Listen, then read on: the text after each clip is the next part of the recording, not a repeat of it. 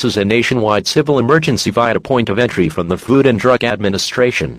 A complete recall of Valentine's Day confections has been issued for the general public. Any confections with the Bream's Candy logo should be disposed of immediately.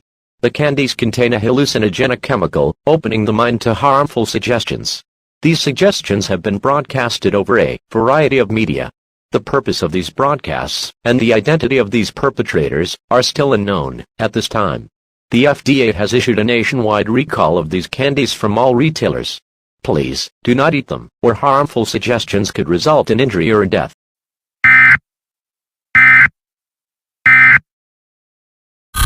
Today has been called the St. Valentine's Day Suicides. Over 7 million Americans have died, taking their own lives by unknown criminals with open suggestions from public media. The President has issued today, February 15th, as a national day of mourning. All branches of the military and law enforcement are still investigating the identities and how this sinister, murderous act occurred. But the U.S. is not alone. People all over the globe who celebrated this holiday have reported deaths in the thousands.